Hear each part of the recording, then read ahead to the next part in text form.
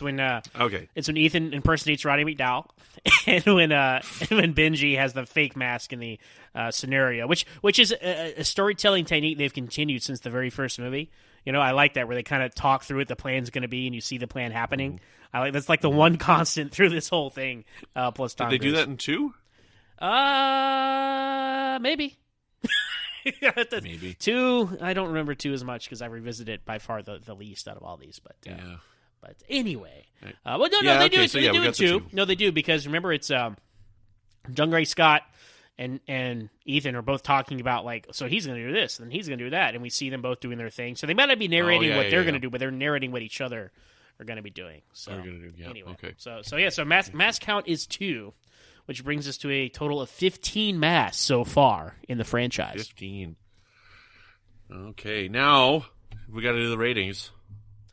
Yeah, so Brandon, what would you give Mission Impossible Rogue Nation? Okay, I'll go first. Okay, so my first viewing of the film, so I gave, even on the first time, I gave 3 and 4 5 stars each. And even the first time I watched it, I gave 5 4 stars. I gave Rogue Nation 4 stars the first time I watched it. And watching it again this time, I dropped it another half a star. So I gave it 3.5 stars. Which really surprised me because there is a lot of really great stuff in this movie. There's some really, really amazing stuff. But it's just it's the couple of the things that Solomon Lane did this really took away from it this time for me. And that whole, how the back half is just it's a lot of talking. It took it away from me.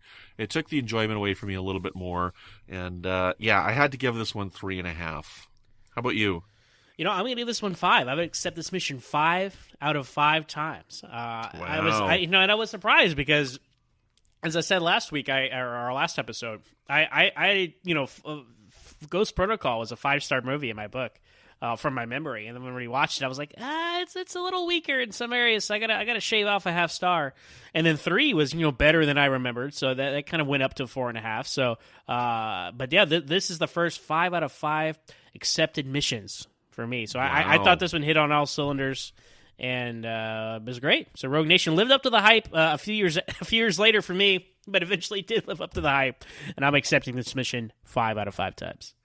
Yeah, so I think before I had this one in 3rd out of 5 on my list, or 3rd out of 6, sorry, on my list, and it's dropped now to 5th place out of 6 for me. Like I would even put Mission Impossible 1 over this one right now. My list has completely changed doing this rewatch. It's been fascinating doing this podcast. So I used to rank it. Well, we'll leave 6 out of the rankings for now. We'll let you guys guess what we say about that one. But I used to 6 aside. I went 4, 1, 3, 5, 2. Right, and now I'm at 5, 4, 3. 1, 2. So yeah,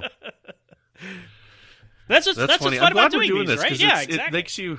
It makes you go over these films and makes you take a look at them. Take a look at them again, and it hasn't been that long since I've seen this. It's only the second time I've seen this movie, and I saw it 6 months ago. So or whatever it was this summer before Fallout came out, because I saw Fallout in theaters probably about a month after it came out. But I'm looking forward to Fallout. We're gonna watch it next week. I'm gonna watch it with Aubrey. She hasn't seen it yet, but she's seen the other 5 now, and I think it's gonna be a lot of fun. It's the longest one. It's 2.5 hours long, which is kind of interesting. The only way to top this film is to be even longer. Yes. So I guess, Brandon, that as if we have to answer the question, but is this franchise fatigued at this point? You know what? After this viewing, I would say yes on this movie. Yes! Oh, my goodness. I would say yes on this one here. Like, the first time I watched it, I would have said no. But watching it this time, I'm like, it felt tired to me on this rewatch, and I'm really surprised by that. So for me, this is the second time I've said that this franchise has been fatigued, because I said that after 2. So yeah, I gotta say, yeah. You can't be on the next episode then. You have to. No, don't be that way. Those are the rules we established in our first. No, we did establish those rules. I don't remember that rule.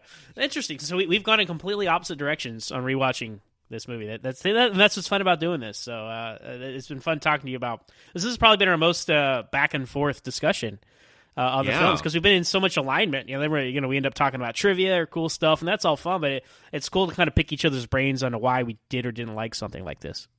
Yeah, you got it. So now you got to answer it. So you got to answer the same question: is this fatigue? Oh, absolutely not. It's at its best at this point, and it can only get better from here. It can only get better, and then we got 2 more to look forward to after this. Mm-hmm. So excellent, right on. Well, Zach, where can people find you when you're not holding your breath underwater, making sure that you can hold your breath as long as Captain Kirk? Well, Brandon, you can find me personally on Twitter at MoronZach. That's MooreOnZach. I'm also the host of my own podcast, Always Told on to Smallville. We talk about the Young Superman show over there on Twitter at Always Smallville. With 1 S, you can find us. And I'm also the host of Standard Orbit, Trek FM's original series podcast. We talk about all things old and new, Captain Kirk and the Enterprise. And you can find us on Twitter at Trek FM. What about you, Brandon, when you're not breaking people's necks with your thighs? Where can people find you? Yes, my villain name is Thunder Thighs. You can find me on Twitter at Brandon Matella. You can find me over on the Trek FM network with a show called Melodic Treks, where I do a Star Trek music podcast once a month. And I'm also intermittently on Warp 5. I was recently on an episode with New York Times bestselling author David Mack, and we talked about Section 31.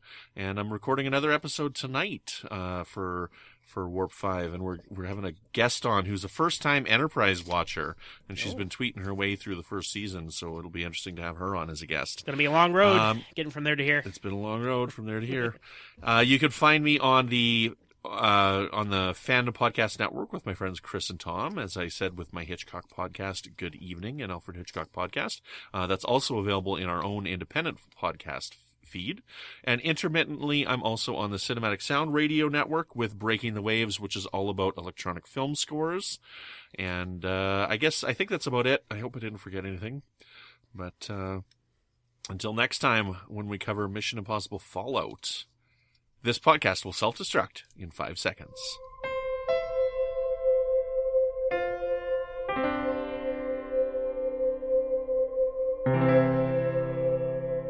This has been a production of MTMR Media Works.